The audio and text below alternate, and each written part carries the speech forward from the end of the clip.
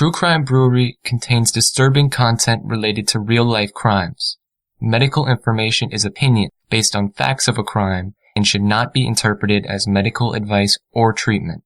Listener discretion is advised.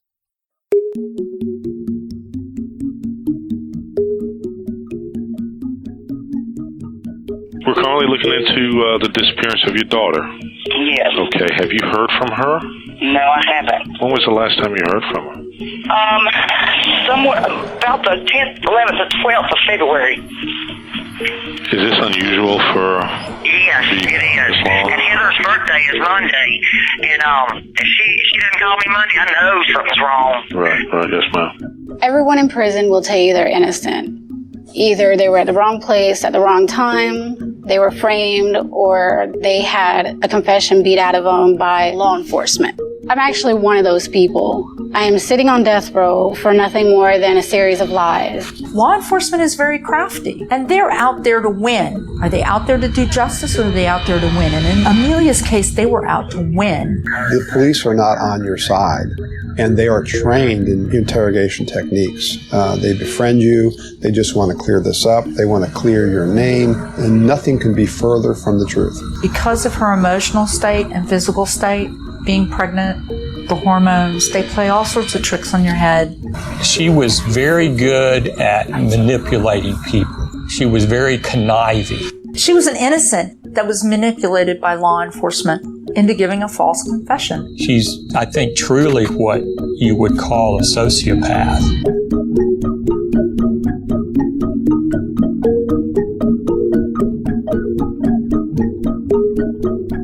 Welcome to True Crime Brewery. I'm Jill. And I'm Dick. Today we're talking about the life of Heather Strong, which ended far too early. Heather Strong was a 26-year-old waitress, and she was a mom trying to make ends meet when she disappeared in 2009. Heather had lived a difficult life, which had only gotten worse when she became involved with Joshua Fulgham and Emilia Carr. Joshua was in on-again, off-again relationships with both Heather and Emilia. When Heather went missing, Emilia was 8 months pregnant, and she claimed that Joshua was the father. Emilia was known to be jealous of Josh and Heather's relationship. Just 1 month before Heather had vanished, Emilia attacked Heather with a knife, threatening to kill her. In the Elimination of Heather Strong, we're talking about a group of young people who were living dysfunctional lives, burdened by drug use, sexual and physical abuse, violence, poverty, unplanned pregnancies, and, of course, infidelity. So their relationships ended in betrayal and in tragedy, leaving one of them dead and two of them in prison. Today's beer is a beer from Gainesville, Florida. Go Gators. Okay. I think this case is a North Central Florida case, so that's close enough to Gainesville. The beer is called Cottonmouth Wit from Swamphead Brewery. It's a Belgian wit beer, which you can take one of two ways. It's brewed with wheat or it's white. Anyway, the beer is a hazy orange color. It's got a nice fluffy white head that leaves a good bit of lace. The aromas of citrus fruit and spice, which when you taste it translates into orange and coriander. Nice beer. Very light-bodied, crisp, easy to drink. It's only 5%, so we can put a couple of these down without worrying about driving. Awesome. Sounds good. Let's open it up.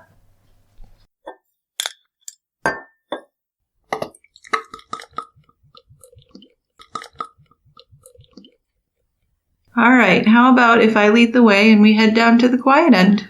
Okay. It is quiet. It's very quiet today, which makes for good conversation. Yep, the TV's not on. People are just sitting around talking. Talking is nice. Yeah. Yeah. So we'll join them. Okay, you start our story. So Josh and Heather met in Starkville, Mississippi. That's a fairly large city for Mississippi. It's the home of the Mississippi State University, the Bulldogs. So not a bad city or town to live in? No. Heather was 16 years old, and she was working as a waitress after school. Josh was a customer, and he was 17. Now, he came across as an overprotective and jealous guy. He fit the image of that type of sensitive bad boy, which attracts a lot of you women for some reason. Well, especially the young ones, I think. I guess. Anyway, Heather felt protected, and cared for by Josh, and the two of them hit it off right from the beginning. But there were some issues early on. Serious issues. Yeah, because he was rough. He pushed Heather around if he didn't get what he wanted. So, to me, that's a big deal breaker right there.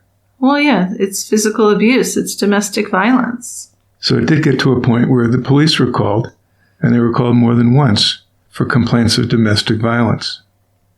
Now, while they're still in their teens, they lived together, and Heather had 2 children by Josh, a daughter and a son.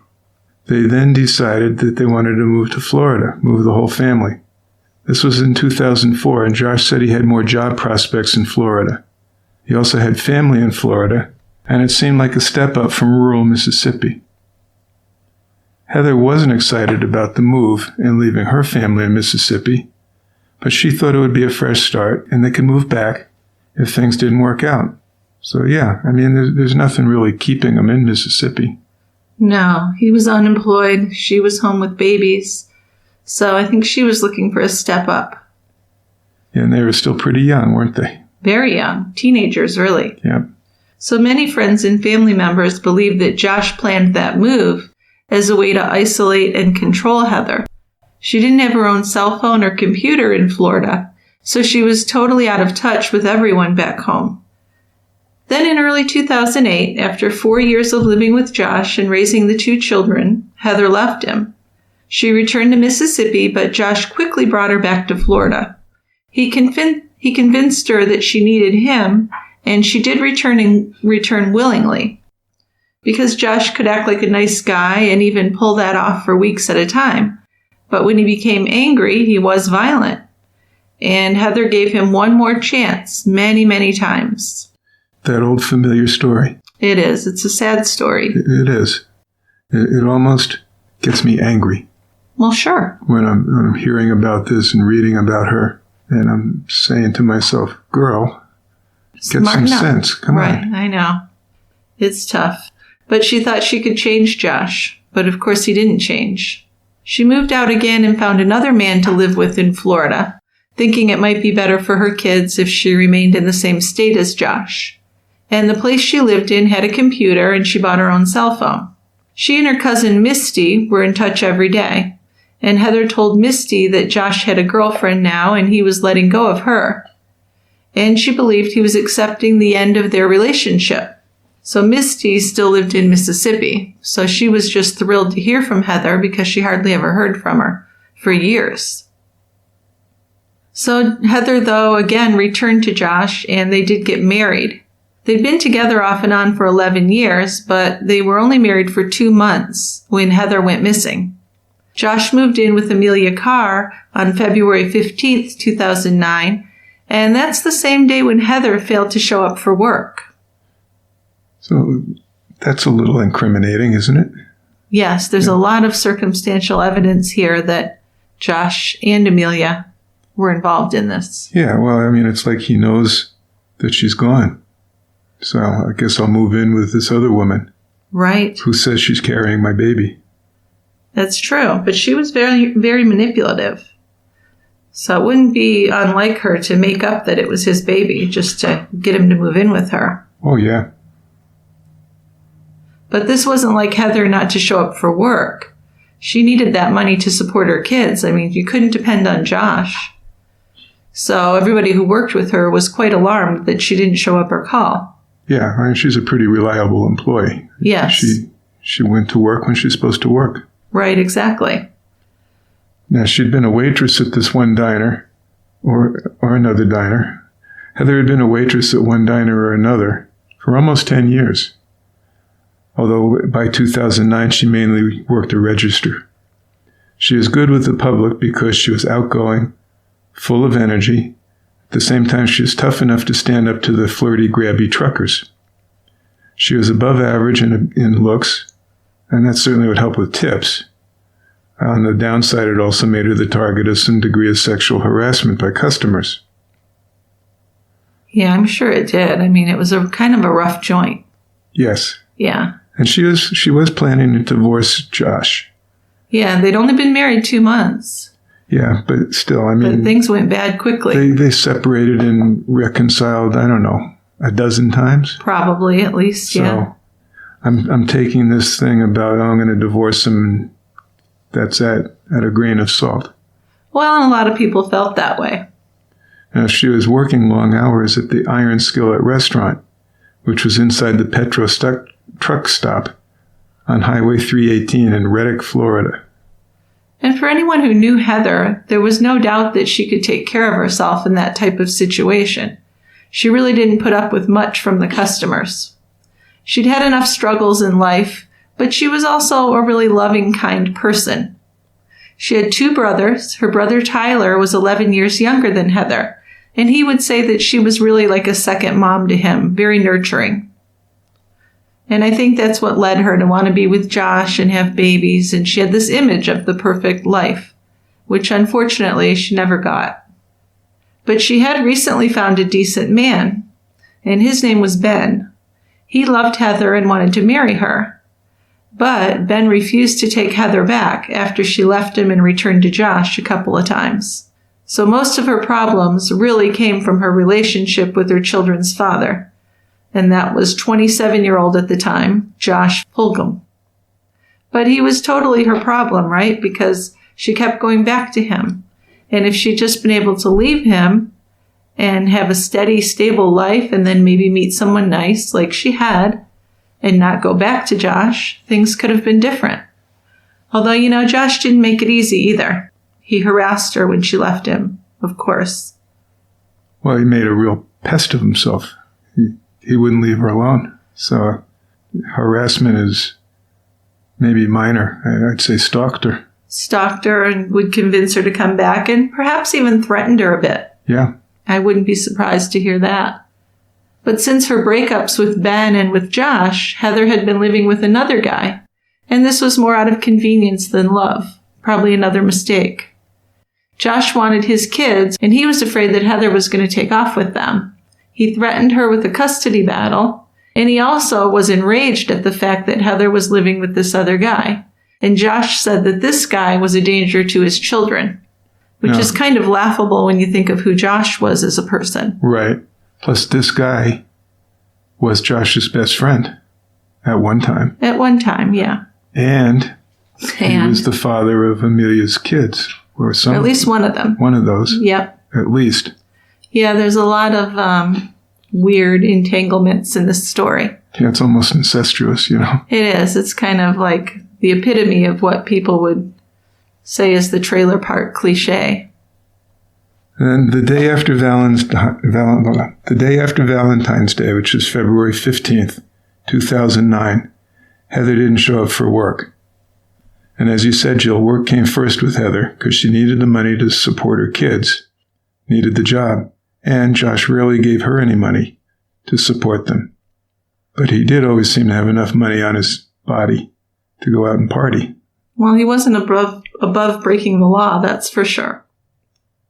No, he had been in prison in Mississippi, 2 occasions? At least 2 that I know of.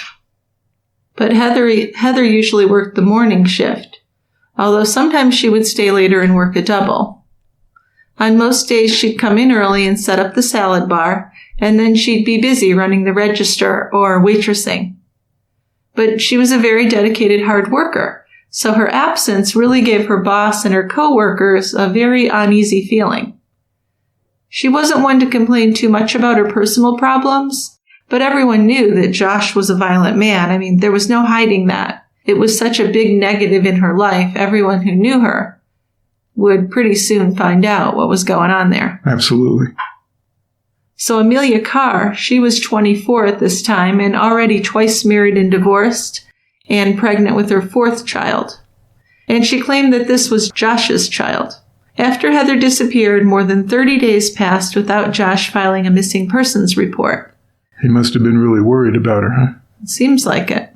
But what he did do was he accessed her debit card and he withdrew money for his own use.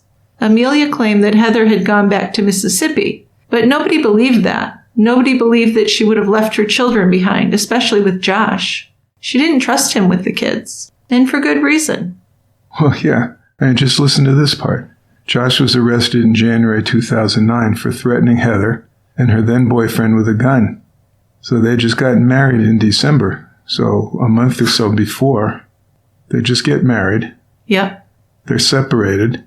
She calls the police on him because he threatened her with a gun. But then she went back to him and she dropped the charges against Josh. Now my head's spinning.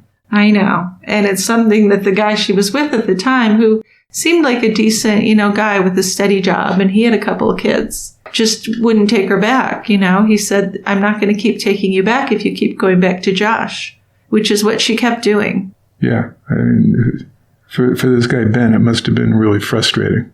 It was, because he seemed like he really cared about her and wanted to offer her a better life. Yeah. They were friends for a while, and he was paying her to watch his kids, which was perfect because she could be with her kids and maybe take some classes, but it just never worked out because she kept going back to Josh. Of course, she was involved with Emilia, too, who was trouble. Yeah, there's another snake. Yeah. So Sheriff's Deputy Beth Billings drove to Reddick, where Heather had been staying with this guy named James Acombe. James had met Heather years earlier when Heather and Josh first moved into town, and they were all friends at one time. James and Emilia had been part of a group of friends that hung out with Josh and Heather. And James had dated Emilia off and on for several years. Like you said, at least one of her children was probably his. Now, Emilia was young and attractive. She had thick, curly, dark black hair and really pretty olive skin, and she once considered a career as a model. But she gave up that plan after she had a baby in her teens. So the four of them, James, Emilia, Heather, and Josh, were very close for a while. They drank together, watched TV, went to the movies, and they still saw each other once in a while until Heather moved in with James, and everybody said she did that for necessity. She wasn't in love with James, but she really had nowhere else to go. Okay, I'll take your word for that. Well, I mean, there probably was somewhere else to go, but she just really didn't have a lot of common sense or support to help her figure out what's the best thing to do. It was the most expeditious solution. Right. To her present state. This is like living your life with your hair on fire, though. There's not a lot of time to sit and think. No. It's a disaster of a life. It's just so tough. So James said that he was at the house that he shared with Heather when Deputy Billings showed up. He explained to her that on February 15th, Heather had come home from work in a frantic state. It's about 3:30 in the afternoon, and her shift that day wasn't supposed to end until 11 or so.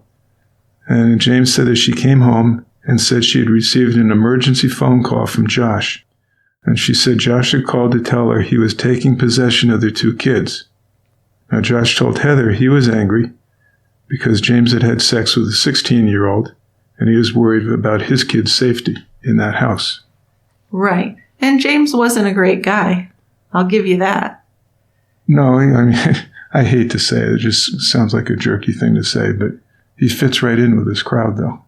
Yeah, it's a disaster. And James and Heather shared a car.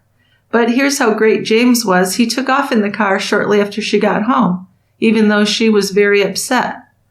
And now she had no way to get anywhere. James said that when he got home, he searched the house and noticed that some of Heather's belongings and her kids' belongings were gone. And then a few days went by and he didn't hear from Heather, but he didn't report her missing or look for her either, really. He finally did call Josh, and Josh told James, "You need to pack up your things and get out of the house." He said that he and Heather were back together and they were moving back into that house. And he told James not to try and contact Heather ever again. So James went ahead and moved out. He'd returned recently because the electric bill was in his name and he needed to come back and get it shut off. But he didn't plan on living there anymore anyway.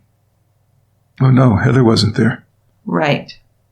So one of the concerning things about Heather's disappearance, besides the fact that she didn't take her kids with her, which is a big one, was that Josh had a long history of trouble with the law, and he was a domestic abuser.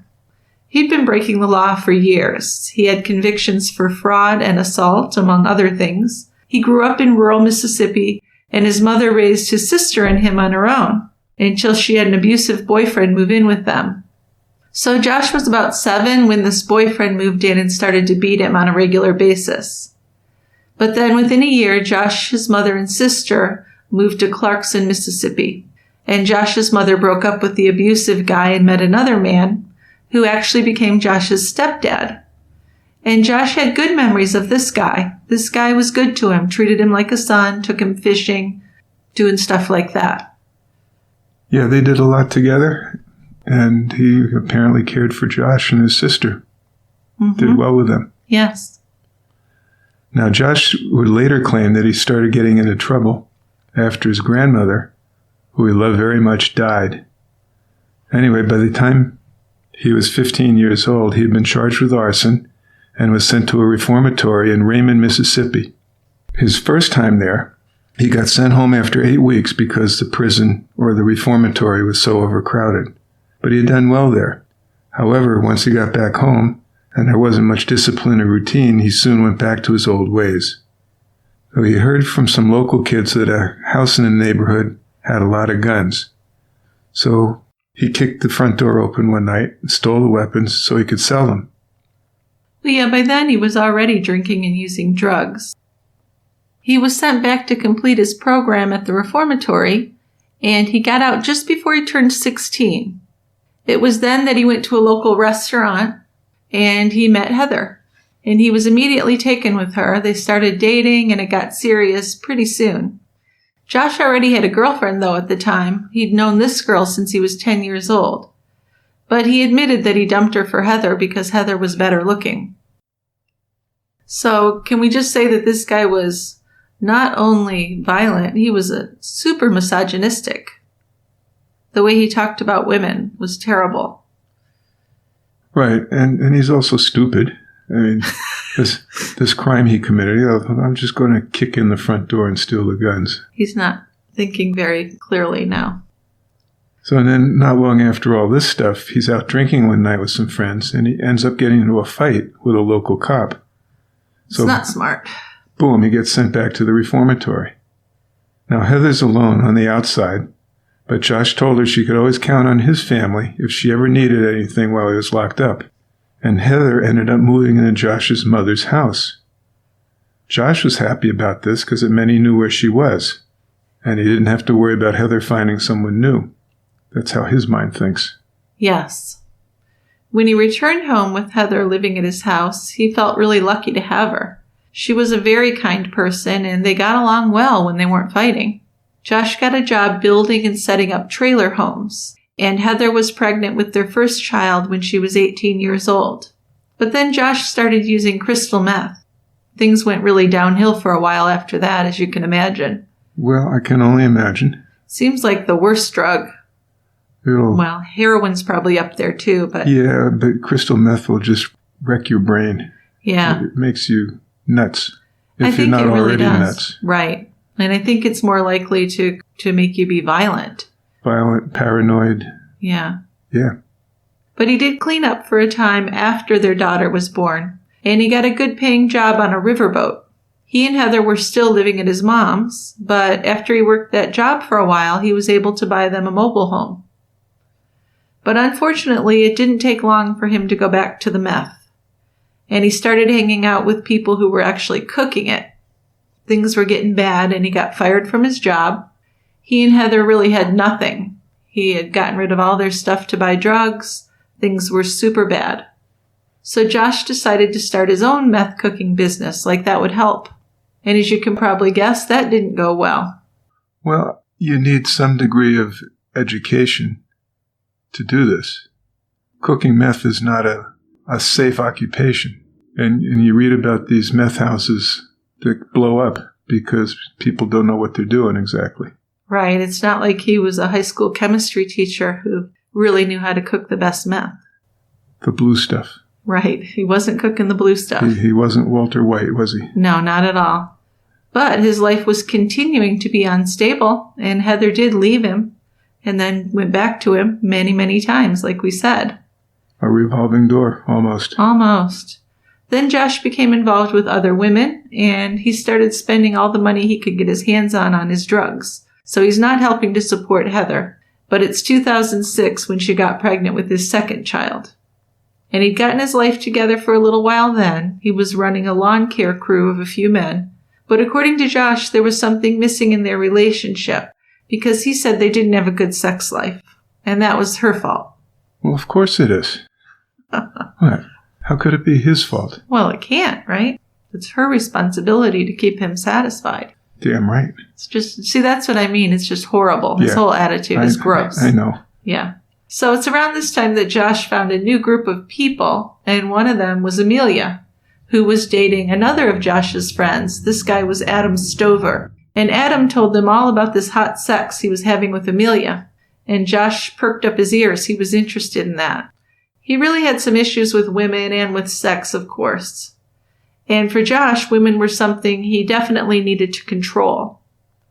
In his relationship with Heather, he felt that he wasn't getting the wild sex that Emilia was giving his friend Adam. So one night, Adam asked Josh if he wanted to make a porn film with him and Emilia. And Josh says, hey, that sounds like a good time. He agreed to do it. But then he did back out at the last minute and didn't do it. Yeah, that's not a surprise, you know? Yeah. Big talker. Exactly.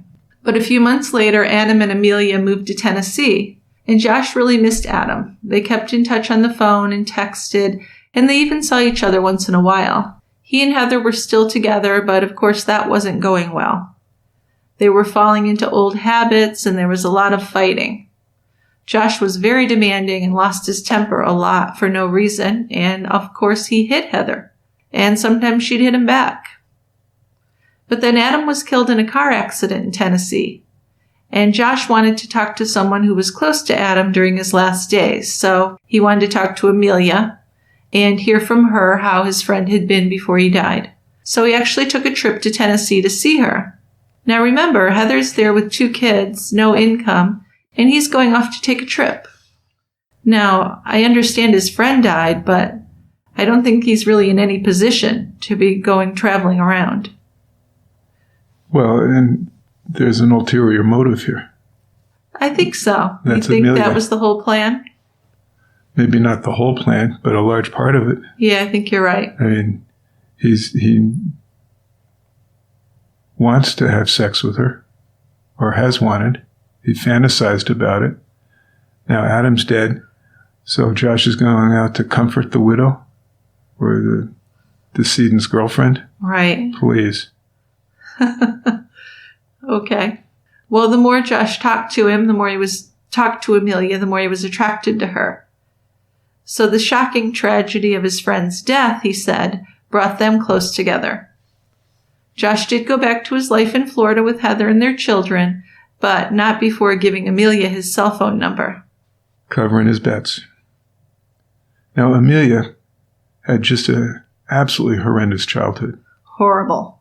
She claimed that 2 immediate family members, her father and grandfather, had sexually abused her from the time she was 4 years old until she was 15.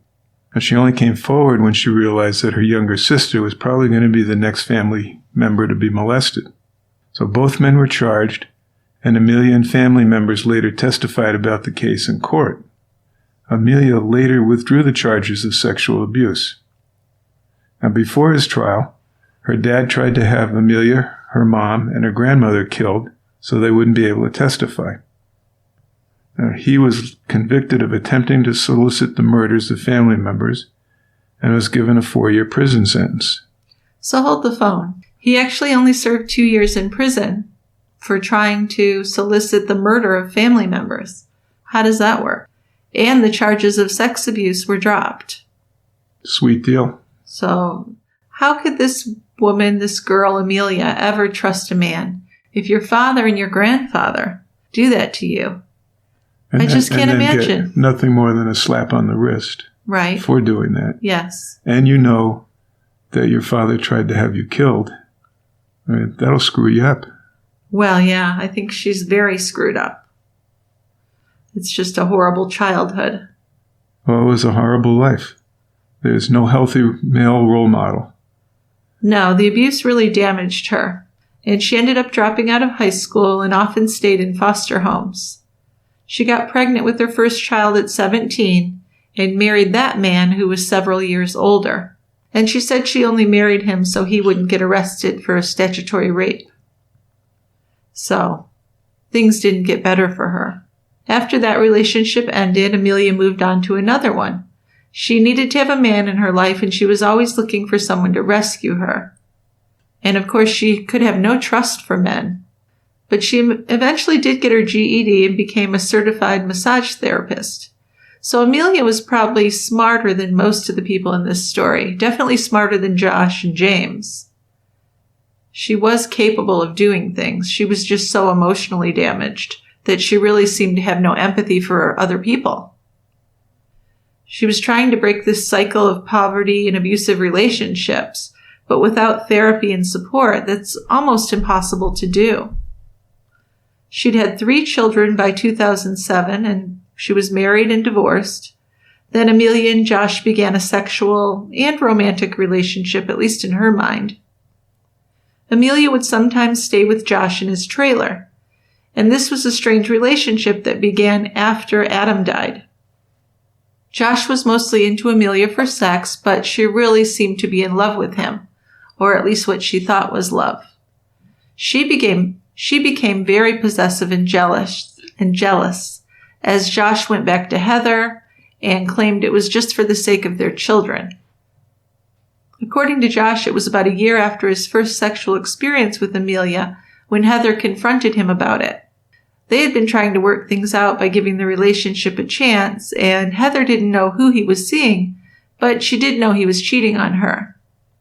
So that time, Heather and her kids went back to Mississippi to live with their mother, but Josh went after her. They got along for a while, and then things got bad again, back to the same pattern. He was actually in Mississippi for about 5 months, and then decided it was time to go back to Florida in the late summer of 2008. So when he drove to Florida, he went straight over to Emilia's mother's house and looked for her. So he still wanted to have sex with her. He had no intention of working on the marriage, really. No. Or the relationship. But Right. Emilia had married this other man, Jamie. And Josh knew Jamie. But when Josh saw Emilia a few days later, she said that her marriage was already over because Josh was the one that she really wanted. So before Heather disappeared, she had told people at work that she was done with Josh. Heather had. And she was getting a divorce and moving forward. She wanted a more stable life for her children. And she had hopes that maybe Ben, the decent guy we mentioned earlier, who really seemed to care about her, would maybe take her back. Maybe this time she would stay away from Josh for good. Not likely. Anyway, Heather left work when she got that call from Josh and hadn't been seen since. Deputy Beth Billings needed to track down Josh and see what the last call between him and Heather was about. So she found him and asked if he would answer a few questions about Heather. And he acted, at least initially, as if he wanted to help. He said he had spoken with Heather on the 15th of February. She'd come by to see him and asked him to take their children. So this is in contradiction or disagreement with what all the friends and other people that know Heather say, that she would never give up her kids. Yes, it totally is. She'd come by with 2 suitcases, said she's going away to clear her head, and she didn't say what she planned or when she planned to return. Yeah, so this is Josh's first story, and he tells several of them. There was one point when he told the police that he had picked her up outside of the restaurant where she worked and she was waiting with a suitcase. But there was surveillance video, so they knew that was a lie. They knew that she wasn't there. Pretty quickly. Yeah. But Billings became alarmed after she interviewed the manager at Heather's restaurant. The manager said that Heather took an emergency phone call on February 15th. She knew it was from Josh, Heather's ex, because Heather told her that, and it was a short call. But when Heather got off the phone, she was visibly upset. Now, of course, it really wasn't unusual for Heather to get a phone call and be upset after talking with Josh, because that's just the way the relationship was. But the manager described how the last time she saw Heather was at 3 p.m. that day when Heather's shift ended. So this went along with what James Acombe had reported. Heather had shown up at the house at 3:30, although James had it wrong that Heather was working a double shift until 11. She wasn't. She was supposed to return to work at 8 a.m. the next morning, but of course she never showed up and she never called. Another thing that's alarming is that she never picked up her paycheck. This doesn't make sense, and the deputy thought that was a red flag because Heather, if she was going to leave, would want as much money as possible. She wouldn't just leave a paycheck behind. But the thing is that Heather could still access that money from her bank without picking up the paper check. Employees were given special debit cards by the company so they could withdraw their paycheck anytime after it was deposited, direct deposit, into their account. But when they looked into that, it turned out that Heather had not accessed that money. So 2-3 weeks after her disappearance, the sheriff's office is getting more and more concerned about her and about her well-being. Well, and it took them kind of a long time to get concerned, and I think that was just due to her unstable life. Yeah, absolutely. Yeah. Her family kept up the pressure on the sheriff's office because they were sure that Heather hadn't left town. No, I mean, she'd left Josh before, but she'd always taken the kids with her. Right, and hadn't traveled far. No. Mississippi. Back to her mom, pretty much. So when an investigator contacted the bookkeeper from the Iron Skillet the following morning, she learned that Heather's account had been accessed back on February 19th, but not any time after that date. And her most recent paycheck funds had not been withdrawn. And she had never gone back to the restaurant to pick up her last paycheck. And she didn't withdraw those funds from the bank. No, and Heather lived paycheck to paycheck like a lot of us do. So there's no way that she would have left town and not contacted family or friends or cashed her last paycheck. I mean, more importantly, of course, she never would have left town without her kids. Her children were really all she had. So Heather's case went from missing to missing and endangered at that point. And that changed finally how the investigation was handled. They're taking it more seriously. Yeah, definitely. And I mean, it's one thing to say they're missing, but now in danger. Right. A whole different spin. Whole different thing. Right, exactly. Let's take a brief time out here so you can talk about our sponsors. Yeah, we just have the one sponsor today, and that's Madison Reed, my favorite hair color company. You can take coloring your hair at home to the next level with Madison Reed. Madison Reed gives you gorgeous professional hair color, and they deliver it to your door. And all of this is for less than $25. Madison Reed hair color is one of a kind because it's multidimensional, and they give you your choice of over 45 multitonal shades that have all been developed by master colorists. And these colorists really know how to blend the nuances of cool, warm, light, and dark for that natural look. Many of our listeners have written to me and told me that Madison Reed hair color has improved their lives. And I totally get it. I mean, it's a small thing, but it makes a difference.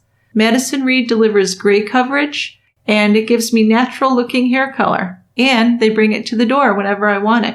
So I'm free now from long salon visits, and I'm saving money, while my hair looks and feels better than it ever has. It's soft, strong, and very natural looking. So I'm always happy to recommend Madison Reed to our listeners because it's affordable, it's convenient, and because it's great quality. We're busy women, so don't we deserve gorgeous professional hair color delivered to our doors on our schedule for less than $25? Of course we do. Find your perfect shade at madison-reed.com.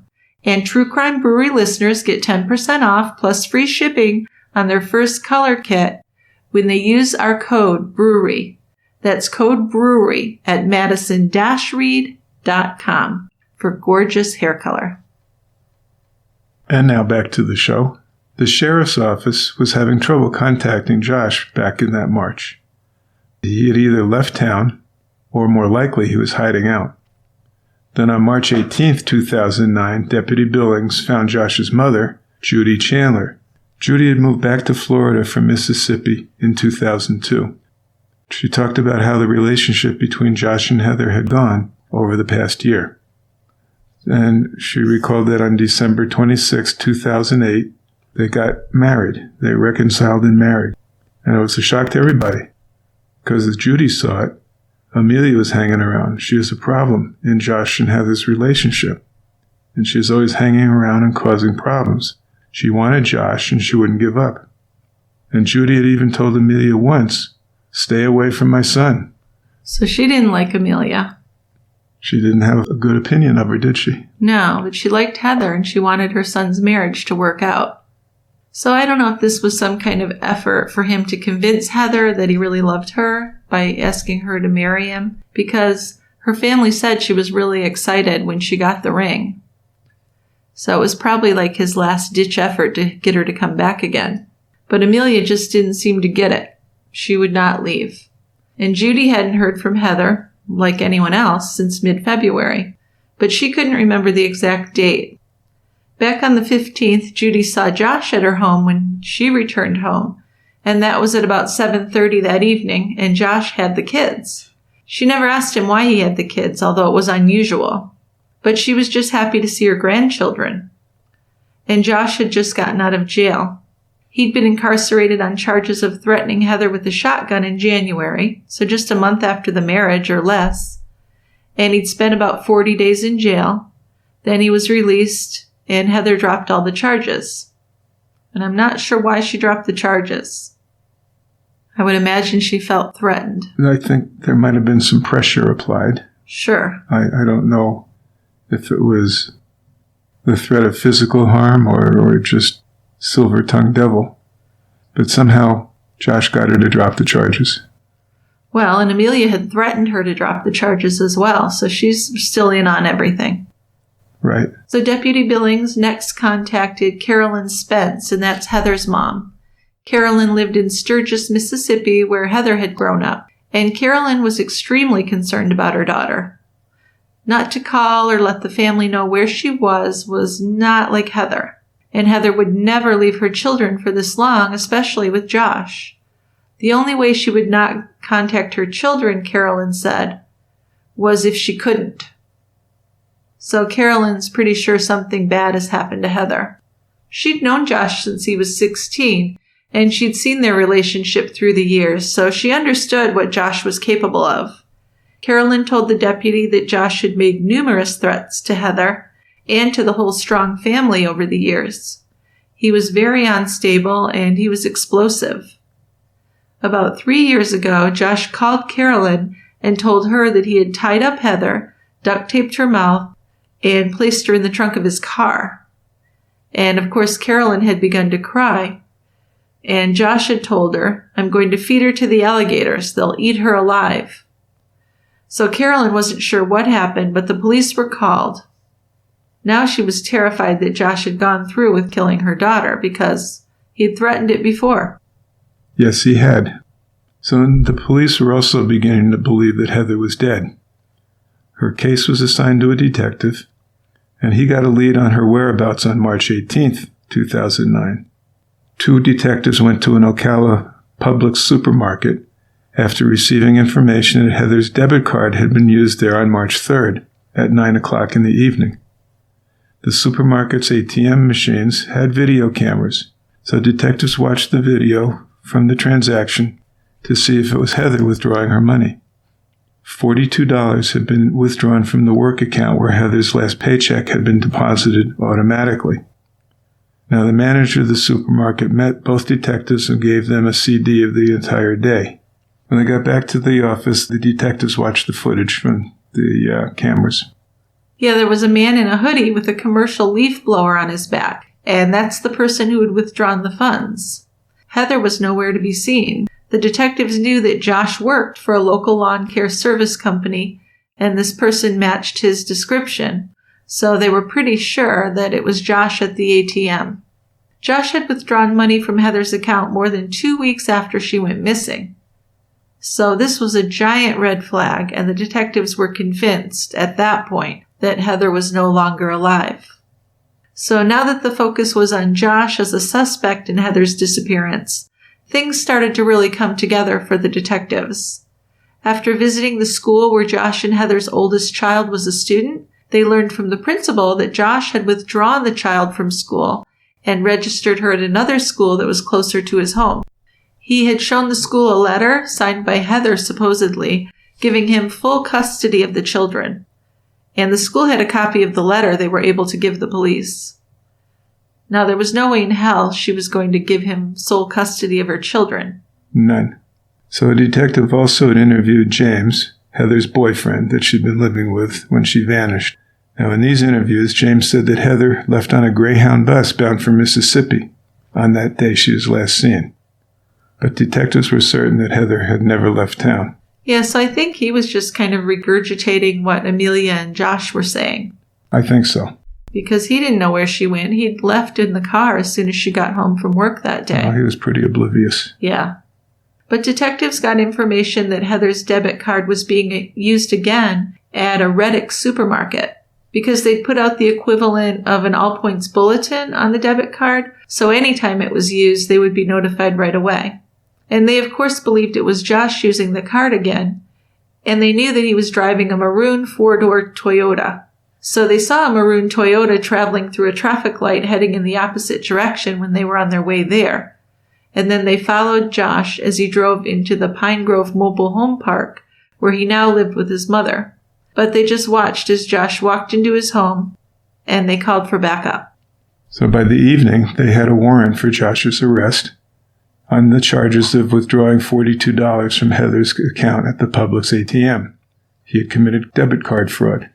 So that's as good a thing to detain him as any. Yeah, it's not a big deal, especially since it was his wife, but it's enough to get them some leeway here. Exactly. 2 detectives met down the street from his mobile home, and they drove up together. Then they parked in his driveway and walked up to the house.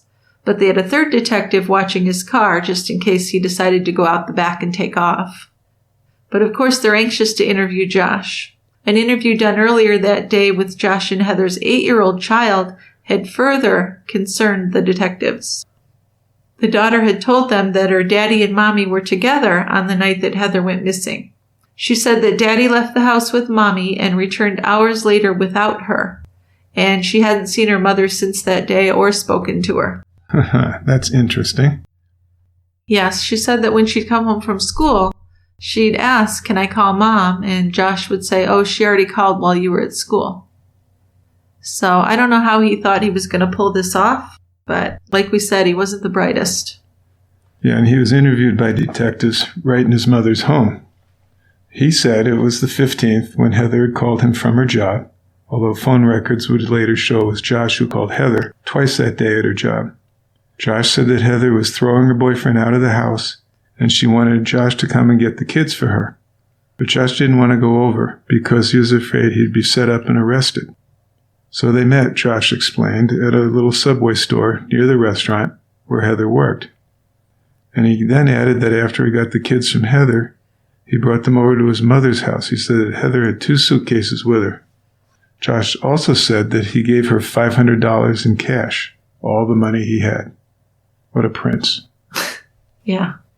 Well, he said he knew where Heather was. He knew that she was in Mississippi. And he mentioned something about her taking off with some older guy who she used to get money from. Josh claimed that Heather had taken money from someone and then took off on the run after realizing that the police were called. He said that she had stolen a large amount of cash from this guy and took off, but there were no warrants or complaints out against her. He did know Heather's ATM card PIN number, and he gave that to the police, and he said he hadn't heard from her at all since she left. They didn't believe him, and they could have arrested him, but they decided to leave him out for a little while and just keep an eye on him. But then a few hours later, they did return to his front door. They knew he was the last person to see Heather, and they'd interviewed several of Josh's acquaintances as well as his daughter by then. So his story didn't match what other witnesses were saying about Heather. So he was taken into the Major Crimes Department and interrogated. And detectives contacted Emilia Carr that same night after learning that Josh and Emilia had been living together as a couple. So they asked her to come in for an interview, to which she happily agreed. Her interview was considered a fact-finding mission to find out more about her and Josh's relationship, and indirectly Josh and Heather's relationship. Yeah, so in the beginning, they really didn't think that Emilia was involved in Heather's disappearance, because it's unusual for a woman, especially a woman 8 months pregnant, to commit a violent crime. But Emilia proudly told detectives that she was 8 months pregnant with Josh's child, and this, of course, surprised them. They thought this was a more recent relationship. But Emilia also told detectives that Heather had been living with James Acombe, the father of Emilia's child, at least one of them. So they had basically switched partners is what had happened, probably more than once. And there was a lot going on in the background. I mean, there had been threesomes. There had been taking each other's partners. It was pretty messy. It was. It was a little bit of a sordid tale. A little bit, yeah. But Emilia told a story that didn't match Josh's. Josh told the detective that Heather had left the state, leaving the kids with him. And in the interview room next to the one where Josh was, Emilia was being questioned. So the lead detective actually could move from room to room, interviewing both of them.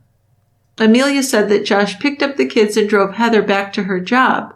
But Josh said that Heather never got in his car with him. So they're contradicting each other right off the bat. Josh requested a cigarette break, and the detectives used that because they felt like if they left the room, that he would feel like things were off the record and maybe speak more freely, even though he had been read his Miranda rights. Also, this was a way for the detective to seem like he was on Josh's side and was doing him a favor. You know all those tricks that detectives do when they interview people. Oh, sure. They're very good at it. While he's outside smoking, Josh told the detective that Emilia may have been involved in Heather's disappearance. Then the detective played back the audio record of Josh throwing Emilia under the bus. They had recorded him saying that Emilia was just a sex fling and that he really loved Heather. Yeah, so they went back in the room with Emilia and played that to her. Yeah. And this really worked to make her angry. You can see what the results would be from that, huh? Well, yeah, I mean, they're definitely trying to turn them against one another. Yeah, and it was working. So she began to point to Josh as the one who did something to Heather. Then she backtracked a little and said that she herself was afraid of Josh. Yeah, so then she's trying to paint herself as another victim. Right. But after several hours of interrogation, Emilia was let go. They didn't have enough to arrest Josh for Heather's disappearance, but they did arrest him for using Heather's card, so they could keep him in jail overnight. But as he was being processed, Josh really caved in. He asked if he could speak with his mother and give her his wallet, and he said that if they would let him do that, he would show them where Heather's body was. So this was a bit of a shock. Detectives did not expect him to cave so easily. So they wanted to act on that before he changed his mind, and they took him out that evening to see where Heather's body was. So Josh took detectives to Emilia's home. It was dark on a very rural piece of property, and Josh led them to an old rundown trailer behind Emilia's mother's home. Yeah, now this trailer was actually used as a storage unit, but it's not like things were neatly packed in there. I mean, it was just full of shit. Oh, it was horrendous. It's really a mess. Now, behind the trailer, a detective took a long stick and he put it into the ground where Josh said Heather had been buried. The stick went in very easily, so they knew that the ground had been dug up. But then before they could do anything more, they needed a search warrant. Right, because this isn't Josh's property. No, it's Emilia's mother's property. So Josh was taken to talk to his mother and his children that next morning as he'd wanted to. Then he was taken back to the jail. Emilia was picked up again and taken back to the sheriff's office as well. The fact that Heather was on the property where Emilia lived, of course, made her a serious suspect in Heather's murder. She wasn't just a witness anymore. Yes, she's moved up into being a suspect. Yes. Police started to believe that Emilia and Josh had committed this murder together. Now, Heather's body was recovered from beneath a pile of trash behind that rundown trailer on Emilia's mother's land. They partially excavated the site and knew almost right away it was a burial site. A CSI person hit a long board buried about 1 foot down into the ground with a shovel. Then digging around the edges of the board, the site was about the same size of an average person. So once you pushed the board away with the shovel, there was some black fabric underneath the board, and Heather's body had been buried after being partially stuffed into a suitcase. Yeah, this was horrible. Her knees were bent, and the lower portion of her body was in the suitcase, and it was only partially zipped because the upper part of her body couldn't fit. Now, the black fabric was actually a rollaway suitcase with a long handle, and as they cleared the ground around it, poor Heather came into view. Heather had been stuffed into a small suitcase with her knees pushed up in back of her in order to try and force her body into this suitcase. And it's really horrifying. There is a picture of her recovery online that I saw. And you can see her clothing. She was wearing polo jeans, a Ralph Lauren t-shirt with the U.S. flag on it. And she was covered in dirt. And it was pretty weathered, and she'd been in there a while, at least a few weeks. So she'd been there since the day she died. Basically. There was visible dried blood, and 2 small pieces of silver duct tape were also found in the hole.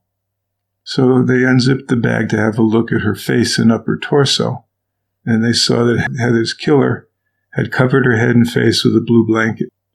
Seeing this, any detective would believe that Heather's killer knew her. Yeah, right. In cases where a blanket or some kind of fabric is covering the victim's face or head, they say that's a sign that the killer was showing some kind of personal connection to the victim and didn't want to see their face. And her body was lifted into the suitcase bag after putting a black body bag underneath her. She had some bruises on her right arm and bruises all over her head and face. She had been beaten and strangled or asphyxiated. The bruises on her neck and upper body showed really how brutal her death had been. Yeah, she had fought and she had known that she was going to die. It was an awful thing. But Emilia agreed to be interviewed several times and denied hurting Heather. Eventually, she admitted to seeing Heather's body duct taped to a chair in that trailer behind her home. She said that Josh had confessed to her that he had done what he had to do because Heather was going to take his children back to Mississippi. She also claimed that Josh had threatened her life if she told anyone about it. So Emilia did go out to the trailer with detectives and told a story about seeing the body after Josh had killed Heather. Now, at first, Emilia said she hadn't seen Heather alive since January. Next, she said she had information about Josh, who she said had told her that he killed Heather. And that story changed to discovering Heather's body inside the trailer a day after Josh committed the murder. Then she admitted to seeing Josh kill Heather, which led to her first confession that she had helped Josh carry out the plan to murder Heather. And then in her final admission before her trial, she gave investigators information that proved her involvement, including an accurate description of the blanket and the suitcase, as well as a description of the clothing that Heather had been wearing when she was murdered. She had also led police to Heather's shoes that had not been found on her body or in her grave. Then back in the interrogation of Josh, the detectives were working to convince Josh not to protect Emilia. This was the 3rd day of Josh being interviewed and held in the jail. And that's when he told detectives that he took Heather to Emilia's house. He said that Heather was walking down the hall of the rundown trailer when Emilia hit Heather in the head with a flashlight. He said Emilia then taped Heather to a chair and put tape over her mouth. He admitted to being there when Heather died, and he admitted to luring Heather to the trailer. He said that he was trying to get Heather to sign over custody of the children to him, but he said he hadn't planned at all to kill her. So he's blaming it on Emilia. Absolutely. And then Emilia later denied to police that she had participated in Heather's murder. And her story would be that police forced this confession out of her. But it's all on tape. And then the police got a call from Josh's sister, Michelle, and she told them that she believed that Emilia had planned and been involved in the murder, and she didn't want Emilia to get away with it. So detectives asked Michelle to wear a wire and to talk to Emilia. A recording device was put into Michelle's car, and police were nearby listening. Michelle picked up Emilia and began talking to her. She said she wanted all of the details of what happened to Heather so all 3 of them could get their story straight. And Emilia fell for it. She admitted that she tried to snap Heather's neck, but she said it didn't work. It wasn't as easy as she thought it would be. Yeah, and then she admitted to putting a plastic bag over Heather's face, and that's what suffocated her or killed her. Police picked up Emilia after they heard that, pretending that her mother had told them she was with Michelle and they needed to talk to Emilia again. But in reality, they had the information they needed, and they didn't want to put Michelle in any danger. Right. You can imagine how nerve-wracking that would be. Yeah, she's got more bravery than I would. Well, you never know until you're in a situation what you'll do, you know? I guess not, but boy, sitting there interviewing someone who likely killed your sister. Not her sister, her sister-in-law. Sister-in-law? Yeah, this was Josh's sister. But they did take Emilia back to the police station, and she denied ever being in that trailer or having any knowledge of Heather's murder. The detective that was with her really surprised her when she played back the audio of her conversation with Josh's sister, Michelle. She had been confronted with her own confession. So then she admitted to being there, but she didn't admit to helping to kill Heather. She said she was afraid of Josh and that she didn't want Heather dead at all. But both Josh and Emilia were arrested, both charged with kidnapping and first-degree murder. In the conversation with Michelle that was captured very clearly on tape, Emilia had confessed to helping with Heather's murder, and that hour-long tape was played back for jurors during Emilia's murder trial. It was one of many recorded conversations that prosecutors played for the jury, but it was probably the most convincing one. So Emilia says to Michelle on the tape, "I thought it would be quick and painless." So she was talking about her and Josh's attempts to break Heather's neck before they suffocated her. And Michelle had asked her, did she fight him? And Emilia said, yes, she fought him. And Michelle asked, did you help? And Emilia said, yeah, I helped him. So there you go. They've got it. On tape. If you're a juror hearing that, there's not much question what you're going to come up with. Not really, is there? No. So James Acombe testified that in early January 2009, while visiting Emilia, she asked him and his friend Jason Lotshaw if they would kill Heather for $500, and they said no. To their credit. Then Emilia put out the word that she would pay anybody $500 to kill Heather. She said that she planned to use her income tax refund to pay for the job, but still no one agreed to kill Heather. See, now she did not have one fucking bit of empathy for Heather at all. Not in the least. No, she just wanted her out of the way. And it's really sad because I feel like her childhood had a lot to do with that. She just did not develop normally. Well, she couldn't have. I mean, it doesn't make me feel sorry for her after she did this. She deserves to be in prison. Well, the jury found Emilia Carr guilty of first-degree murder after deliberating for only 2.5 hours. This was in 2010. During the penalty phase of the trial, her family testified on her behalf how she had been traumatized since her early childhood by the sexual abuse she received from her father and grandfather. But still the jury voted 7-5 in favor of the death penalty, and she was sentenced to death by lethal injection in February 2011. So you don't need a unanimous decision for that. No, that's true, but it's often a reason for appeal we found in other cases. If it's not unanimous, you're more likely to get the death penalty overturned in a case. Right. But it was more than a year after her conviction when Josh went to trial. That was April of 2012. Of course, he was held for trial. He didn't get out. Emilia, who was on death row at the Lowell Correctional Institution Annex, didn't testify at his trial. But the prosecution definitely detailed the gruesomeness of Heather's death. The prosecution and Josh's defense attorneys agreed that the motives for Heather's murder were jealousy and betrayal. Josh also wanted Heather out of the way so he could have custody of his children. But I think a lot of it wasn't even that. I think a lot of it was, if I can't have her, no one else can. Right. And he was angry. So he was convicted of first-degree murder and kidnapping. And despite the death sentence for Emilia, Josh's jury voted 8-4 to sentence him to life in prison with no chance of parole. So this was kind of strange that she got the death penalty and he didn't. Wasn't it? So, yeah. So you know what's going to be next, or has already occurred, is that there's an appeal.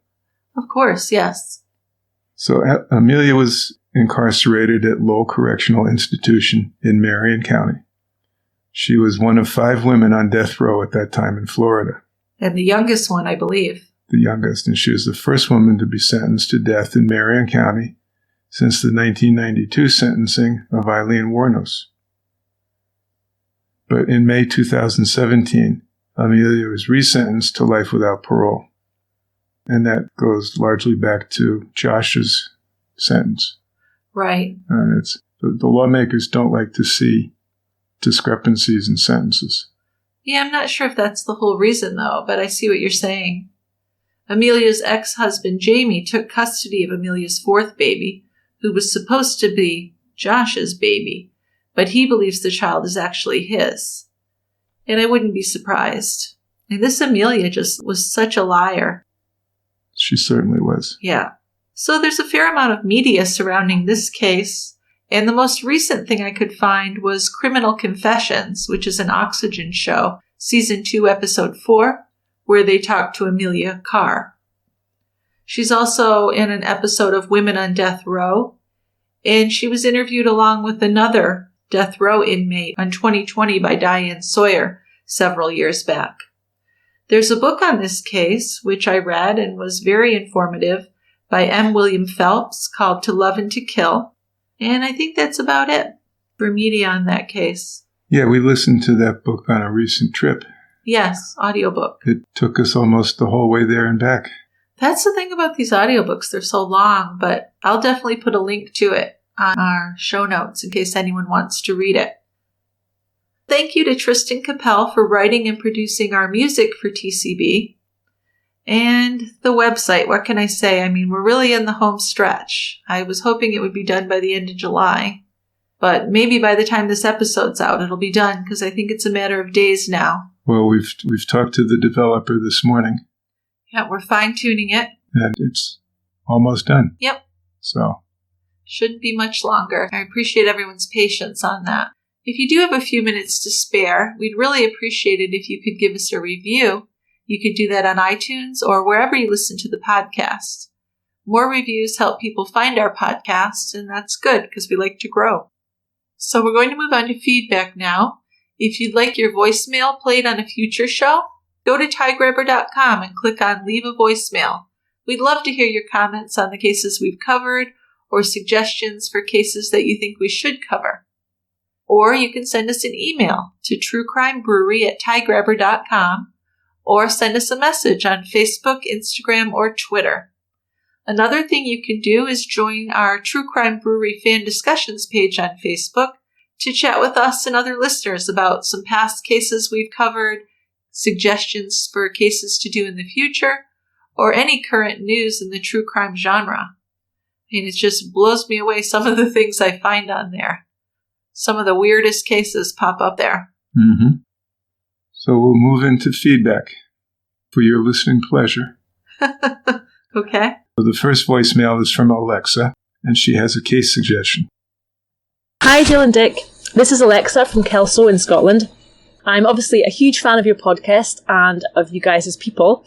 I know you don't like praise, but from what I can glean from the podcast, I think you guys are very kind, thoughtful and balanced people. And as a fellow animal advocate, you get extra bonus points. So TCB was the first true crime podcast that I ever listened to. And at that time, I didn't even know true crime was a legitimate interest. I just thought I was a bit odd for finding those things interesting. So it's nice to know that I'm not alone. Anyway, I do have a case recommendation for you that I haven't found covered by any other podcast yet. It's about a mother called Kathy Bush and her daughter Jennifer. She, the mother, was accused of Munchausen's by proxy, and her daughter Jennifer was taken into foster care. So the daughter wasn't allowed any contact with her mother until she was 18, and she has since spoken out about the fact that her mother never abused her and that she had a horrible life in foster care. So conversely, I happen to believe that the mother did abuse her because as soon as Jennifer was taken away, she started to get better. And I also believe that if she stayed with her mother, she would have suffered the same fate as Garnet Spears. Unfortunately, there's very little information about this case out there, so I'd be interested in your take, and if you're able to find out anything extra.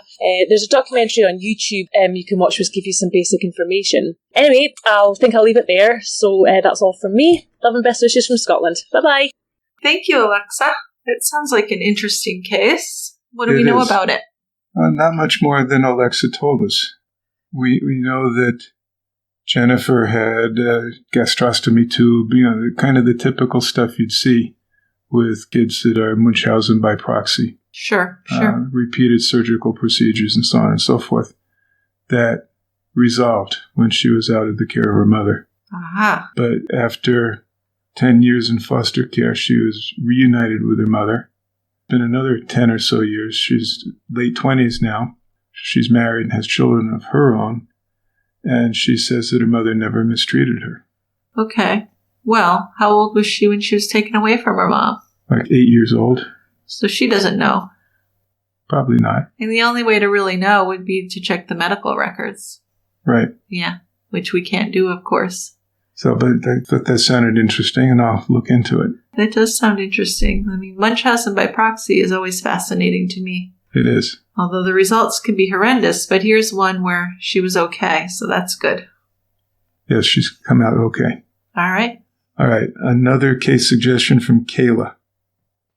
Hey guys, this is Kayla. I was just calling at 2 a.m. with a little short and sweet message here. Suggestion for a case for y'all would be, I just found out the owner, Brian Short of allnurses.com, which is a very popular website for nurses to go on from all parts of the world. And he is a millionaire, multimillionaire, very, very wealthy from this website. He killed his whole family in 2015. I just found it out by Googling something about all nurses that I was trying to find out and was completely shocked by that. Anyways, y'all are doing a wonderful job, so keep it up. All right. Thanks, Kayla. Kayla kept it right to the point. I like that. That she did. Yes. And this is an interesting case also. This is horrific. I mean, 3 children and his wife and himself. What was going on there? Good question. So, but the determination was that he had shot his kids and wife and then killed himself. The interesting part of it is that he used a shotgun, and it's a loud gun. Sure. And there's plenty of homes in the area, and nobody heard any shots. It was a time of day that it would have been likely that people were around and could hear him. So that's one thing. Then there was a question of him being in severe financial difficulties. But as Kayla said, he was the founder of this networking site for nurses called allnurses.com. Quite wealthy, and they're moving into or planning on moving into $2 million or so home. So it didn't look like he had money problems. Didn't look like he had marital problems or any problems. So, well, I mean, it never looks like you don't know what's going on in someone's house. You don't. We know that money can't buy happiness. But it's a mystery as to why this occurred. Right. Well, it's a family annihilator, but he killed himself as well. So it's a little like that List case that you've been looking into. Although he left, he didn't kill himself. No, he didn't. No. Well, yeah, I'd like to find out more about that because I've never heard of it, and I'm surprised. But this was very recent. It was 4 years ago? Yeah, not too long ago. Yeah. Okay, one more voicemail from Johanna. Hi, Dick and Jill. My name is Johanna, and I'm from New York. My husband, Shane, and I have been listening to your podcast, and it's been kind of a bonding experience for me and him. We sit around, we listen to your podcast, we discuss the crimes, we discuss emotional reasons for the crime, psychological reasons, all kinds of things. And it's been really great. We've been married for about 12 years now, and we are adopting a baby in November. So we're very excited about that. And we just wanted you to know that how much we love your podcast and how much we look forward to listening to you every single week. Thank you so much. Please do a podcast about Alice Crimmins, the case from the 1960s in Queens. We would love that. Thank you again. Bye-bye. Thanks, Joanna. So pretty cool. You can bond over true crime. Yeah. It does open up some interesting conversations. I mean, well, like she said, the emotional reasons, the background. Yeah, I mean, just discussing stuff like that. It's human interest in, a lot of the worst ways, but yeah. And congratulations, Johanna, on your coming adoption. Yes, that's wonderful. Congratulations. Good stuff. Yeah. This is an old case. This is in the 1960s, so we're 50 plus years ago. Alice Crimmins is a woman charged with killing her 2 children, 5-year-old Eddie and 4-year-old Missy. Missy's body was found the day of the disappearance, and Eddie Jr.'s was found 5 days later. So she called police and said her kids were missing? Kids are missing. Wow. Okay. There were numerous criminal trials and appeals, and she was eventually convicted of manslaughter of Missy. So her children disappeared from their garden apartment on July 14th, and she reported to the police that her children were missing. They did find them, as I said, but the cause of death was impossible. His death. Missy was found strangled, and no evidence could be found tying anyone to the deaths. Crimmins was followed and covertly recorded by the police for 3 years. She was finally charged and went to trial in 1968, found guilty, sentenced to 5 to 20 years imprisonment. This was overturned on appeal. Then in 1971, a second trial resulted in Crimmins being convicted both of first-degree murder of Eddie and the manslaughter of Missy. Both these convictions were overturned, and in 1973, she was reconvicted of manslaughter of Missy, and she was paroled in 1977 and has led an okay life since. Okay, so this is very odd. And there's obviously a lot going on there that we don't know about for all this to happen. Tell you. I mean, why was one child manslaughter and one murder? There's so many questions. But right. I guess this is a case that's been compared by some people in the media to the Casey Anthony trial, so it could be very interesting. I think the comparison is just that, she's guilty. And she got away with it. She basically got away with it. Yeah, true. Which is unusual. I mean, most people don't get away with murder. I don't know what the statistics are, but I think it's pretty low, the people that get away with murder, especially in a case with so much evidence against them. Yeah, I guess I would say if there's a suspect or someone's charged in murder, it's unlikely that you get away with it. There's tons of murders that go unsolved. Unsolved, yes. But I think someone who goes to trial and there's a good deal of evidence and they get off, like Casey Anthony was just kind of a fluke thing almost, I hate to say. Because there's no way she should have been found not guilty. Crazy. Crazy. So I'd like to read about this case and see if it's the same issue. We got it to look over. Okay, some emails. One from Sarah. You go ahead. Sarah says, I'm a huge fan of your podcast. I thought I'd recommend this Canadian case to you. It's about Penny Boudreau, who killed her 2 sons. Penny reminds me of Susan Smith, the mom that killed her 2 boys and claimed someone had kidnapped them. The rough outline of this case is tragic. Penny murdered her 12-year-old daughter on a back rural road, then claimed to know nothing about her supposed disappearance on TV. So I love that you pay special attention to the victims, and I believe Carissa, Penny's daughter, more than deserves that. I think you'd both do an excellent job covering this case due to your medical backgrounds as well. Please consider it. Also, I recommend Canada's Dry Hopped Hazy Sour Double IPA, since Jill loves sours, and I feel like I've heard Imperial Stout a lot lately. Haha, that's true. Well, it just happened that way. That's because you're in charge of it. Haha.